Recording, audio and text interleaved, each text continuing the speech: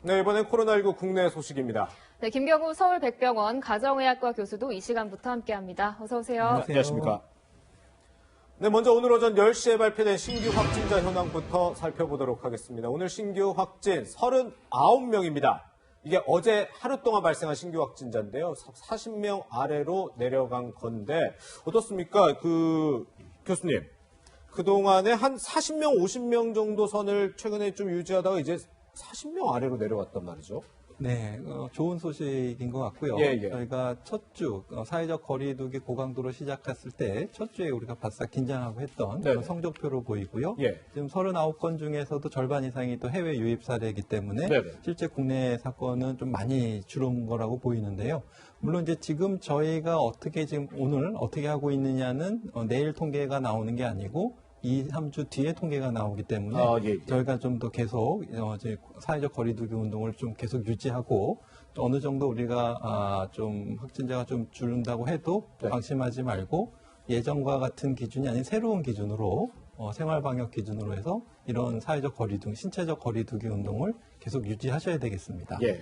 네, 교수님 역시나 이 우려되는 부분 중 하나가 바로 유흥업소를 통한 확산일 텐데 이 확진자가 117명과 접촉을 했다고 해요. 그런데 이 유흥업소 특성상 이 접촉한 사람이 스스로 좀 이렇게 밝히기가 좀 어렵지 않나 이런 생각도 들거든요. 네, 맞습니다. 저희가 대구 경북 지역에서 신천지 교인 중심의 대규모 전파 사건처럼 교인들이 실제로 이런 걸 잘 드러내지 않기 때문에 역학조사가 굉장히 어렵고 또 밝히지 않은 과정에서 이제 계속 확진자가 나오는 사례가 있었기 때문에 지금 유흥업소 같은 경우에도 이제 자기가 스스로 갔던 것을 접촉 사실을 밝히지 않고 이렇게 숨기시는 경우에는 저희가 이 역학조사를 통해서 빨리 접촉자를 찾아서 이렇게 격리를 하는 게 하루하루 늦어질수록 감염자는 2명, 4명, 8명 이렇게 기하급수로 계속 늘어날 수 있거든요. 그래서 빨리 그 접촉자를 확인해서 격리를 시키는 것이 추가적인 피해를 막을 수 있는 최선의 방법이 되겠습니다.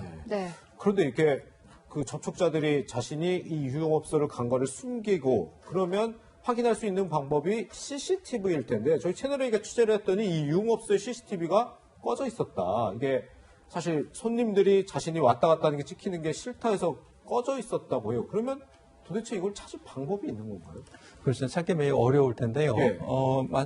접촉자를 찾는 것, 전에는 이제 밀접 접촉자 구분이 지금은 없어졌지만 CCTV를 확인해서 이제 가까운 거리에서 또 비밀 접촉 가능성이 높은 사람들은 다 우리가 접촉자로 분류해서 추가로 역학조사를 하게 되는데 CCTV가 다 꺼져 있다면은 일단은 좀 잠재적으로 그 장소를 방문했던 많은 사람들을 좀 포함해야 될 것 같고요. 또 이제 그쪽에 방문한 기록이나 누가 갔는지를 방명록 같은 기록이 없다면은 또 추적하기가 어려운데 모르겠습니다. 이제 어떤 휴대폰 위치 추적이라든지 뭐 카드 사용 내역이라든지 뭐 다른 자료를 좀 동원해서라도 방문했던 분들의 접촉 가능성에 대해서 추가적인 역학조사를 하는 것이 필요할 것 같습니다. 또 이곳이 주로 현금을 쓴다고 해서 또 걱정이 되는 것 같은데 변호사님 그런데 이렇게 CCTV를 꺼놓는 거는 법적으로 문제가 되지 않는 건가요? 만약에 CCTV 설치 의무화가 된 상태에서 이걸 지키지 않았다면 뭐 처벌이나 규제 가능성이 있지만 임의로 설치한 CCTV이기 때문에 이걸 작동하지 않는다고 하더라도 법률적으로 규제할 수는 없는 것이고 오히려 손님들이 CCTV를 통해서 내가 녹화되는 것에 대해서 불만을 제기하는 일례들이 있어서 이것을 꺼놨다라고 하기 때문에 지금으로서는 이게 있으면 굉장히 좋은 역학조사의 어떤 참고 자료가 될 수 있겠지만 이것 자체를 문제 삼기 굉장히 어렵고요. 오히려 만약에 얼마 전에 그 교회 같은데 들어오는 사람 고객 명단 다 적게 하지 않았습니까? 교인들 명단. 그런 식으로라도 관리하게끔 규제를 좀 해야 되지 않을까 그런 생각이 듭니다. 그렇군요. 상황이 이렇다 보니까 방역당국에서도 만약에 이 방문했던 사실, 접촉했던 사실을 숨기거나 거짓 진술을 하는 행위에 대해서 이제 경고를 하기도 했습니다. 서울 강남구 소재 유흥업소 관련된 사항은 현재 역학조사가 진행 중에 있지만 코로나 방역을 위해서는 역학조사가 매우 중요합니다. 역학조사 과정에 적극적인 협조가 필요하고 역학조사를 진행하는 과정에서 거짓을 진술하거나 거짓 자료를 제출 또는 고의적으로 사실을 누락한다든지 은폐하는 행위를 해서는 안 되며 이를 어길 시에는 감염병 예방 법령에 따라서 2년 이하의 징역 또는 2천만 원 이하의 벌금에 처해질 수 있다는 점을 말씀드립니다. 네, 이렇게 거짓말하거나 숨기면 강력히 처벌하겠다 이렇게 얘기를 하고 있는데 이 강남구의 유흥업소 외에도 보니까 뭐 이태원이라든지 설해마을 같은 좀 이렇게 뭐 식당이 많은 곳에서도 확진자들이 지금 잇따라 발생하고 있더라고요. 물론 좀 사회적 거리두기 하는 상황에서 안 가는 게 최고겠지만 불가피하게 가야 될 경우 이럴 땐 좀 어떻게 해야 예방을 할 수 있을까요? 네, 아무래도 이런 비말 접촉이나 손으로 통한 접촉은 우리가 밀폐되고 밀집된 밀접한 접촉이 이루어지는 장소에서 많이 일어날 수가 있겠는데요. 또 해외 사례를 보게 되면 어떤 이런 다중이용 시설에 대해서 어떤 규정을 둬서 사회적 거리두기에서 테이블 간 간격을 뭐 1m, 2m 이상 뛰게 한다든지 또 열이 있는 유증상자는 출입을 못 한다든지 이렇게 7가지 규칙을 적용해서 이렇게 제한적으로 운영할 수 있게 이렇게 하고 있는데요. 아마 지금 문제가 됐던 장소들은 아마 이런 것들이 잘 지켜지지 않고 거기서 이제 추가적인 감염이 일어났을 텐데 문제는 지금 이렇게 밝혀진 건수가 이렇게 나오고 있는데 우리가 모르고 있는 이런 많은 유흥업소라든가 술집에서 일어나는 전파들이 이미 있을 것 같거든요. 근데 저희가 지금 못 찾을 가능성이 많다는 것이 좀 우려되는 점이라고 할 수 있겠습니다. 네, 이렇게 추가 감염이 속출하다 보니까 이 서울시에서는 유흥업소에 대해서 오는 19일까지 집합 금지 명령을 내렸는데요. 변호사님, 이 집합 금지 명령이 사실상 뭐 영업 금지랑 같다고 봐도 되나요? 예, 감염병 예방법엔 사실 시설을 폐쇄하고 영업정지를 6개월 이하까지는 내릴 수 있는 법률 조항이 있음에도 불구하고 그런 명령을 내리지 않고 집합금지 명령을 내린 것은 첫 번째로는 영업을 아예 정지시키게 되면 사실상 그럼 그 해당 기간 동안의 어떤 손실에 대한 보상이나 지연이 따르지 않는 이상 업주들이 강력하게 반발할 수 있죠. 생계가 완전히 끊어지는 문제가 발생할 수 있기 때문에 그리고 이제 그 시설에 대한 어떤 명령 같은 경우는 시설주, 영업주만 이제 의무가 부과되지만 이 집합금지 명령이 내려지면 시설을 운영하는 사장님뿐만 아니라 거기 직원도 집합을 하면 안 되는 거고 일단은 서울 시민 이것을 이용하는 손님들도 가지 못하게 하는 효과가 발생하고 이것을 위반한 경우에 서울 시민에 대해서도 법률적인 제재를 할 수 있기 때문에 조금 더 광범위하게 제재를 내릴 수 있다 이렇게 보시면 될 것 같고요. 그러다 보니까 이제 지금 뭐 여러 가지 왜 이런 클럽에만 해당되느냐 사실 식당도 마찬가지로 마스크를 쓸 수 없고 커피숍도 쓸 수 없고 이런 여러 가지 문제 의식에 대한 제기가 있는데 어찌됐든 감염 우려가 높은 순서대로 지금 이런 집합금지 명령이 나오고 있다라고 이해할 수 있을 것 같습니다.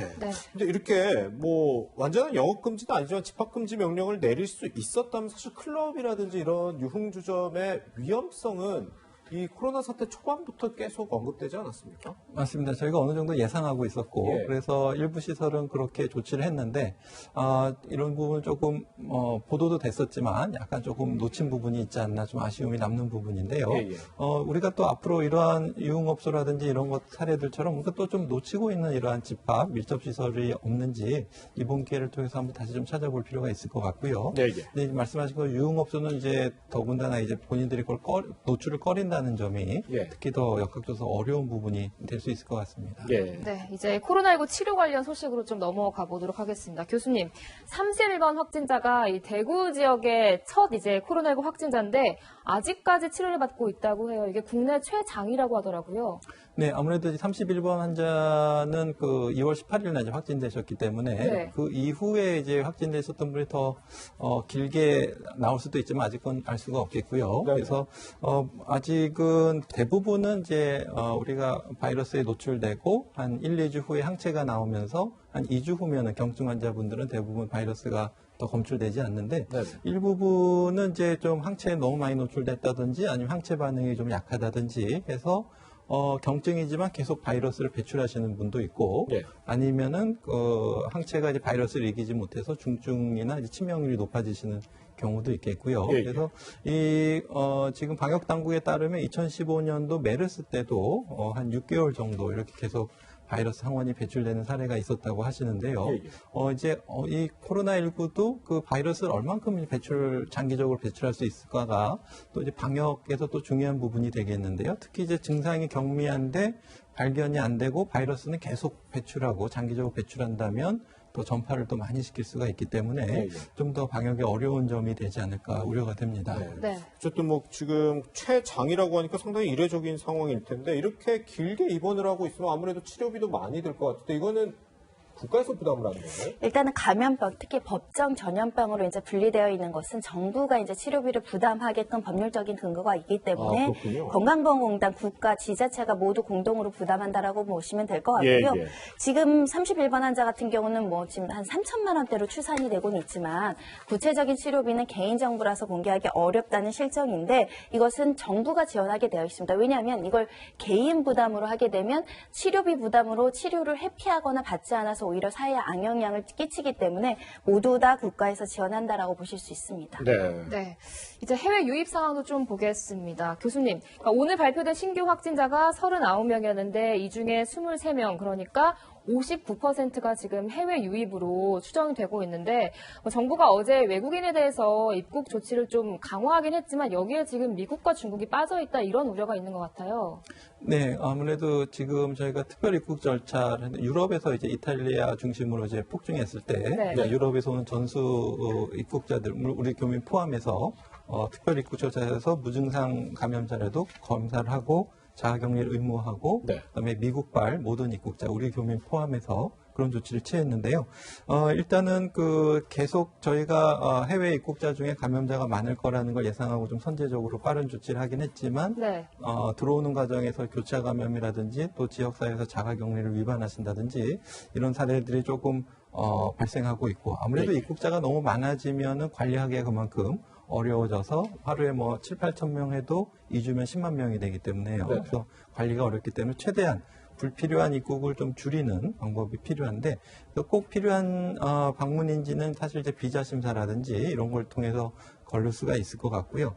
또 무엇보다도 지금 이 시국에 이제 어떤 해외 여행을 우리나라 국민이 가서 돌아오신다든지 이런 사례, 감염돼서 돌아오신 사례도 있기 때문에 우리 국민이 좀 해외로 나가시는 것 자체도 좀 우리 입국자 수를 불필요하게 늘리는 걸 수 있기 때문에 지금은 좀 해외 여행을 좀 자제하시는 것이 아주 꼭 필요한 것이 아니면 좀 같이 좀 자제해 주시는 조치도 좀 필요할 것 같습니다. 해외 유입하니까 한 가지 또 제가 걱정이 되는 게 사실 어제 중국 당국이 이 코로나19의 진원지라고 알려져 있는 우한시에 대해서 봉쇄를 완전히 풀었잖아요. 그래서 뭐 한 6만 명이 넘는 사람이 어제 하루 이 우한 지역을 벗어났다고 하는데 이 사람들 중에 이제 무증상 감염자가 우리나라로 또 들어올 수 있지 않을까라는 생각이 들거든요. 우리 중국을 완전히 막고 있는 상황은 아니니까요. 네, 맞습니다. 지금 우한에서 이제 하루 신규 확진자가 뭐 5, 60명 정도로 계속 나오고 있는 것 같고요. 또 우한에서는 그 증상이 없고 열이 없는 사람들만 우한시를 떠날 수 있도록 건강코드를 발급하고 있는데 이거는 얼마든지 이제 증상이 없다던가 해열제를 먹어서 열이 안 나게 속여서 우한을 빠져나올 수도 있거든요. 그렇기 때문에 문제는 이제 그분들이 이제 중국 내에서도 아마 우한 시민과 다른 지역 주민들 간의 마찰이 좀 있는 것 같은데요. 우한에서 바로 들어오는 건 아직은 지금 봉쇄 상태인데 이분들이 이제 다른 지역에 거쳐서 이제 우리나라로 입국하는 경우에 막을 수는 없을 것 같은데 지금은 우리나라에서 이제 전 해외 입국자들에 대해서 증상자는 바로 검역을 하게 되고 2주간 자가격리를 의무화하고 있기 때문에 한 번은 걸러질 것 같은데요. 그래도 좀 주의 깊게 좀 잘 살펴봐야 될 부분일 것 같습니다.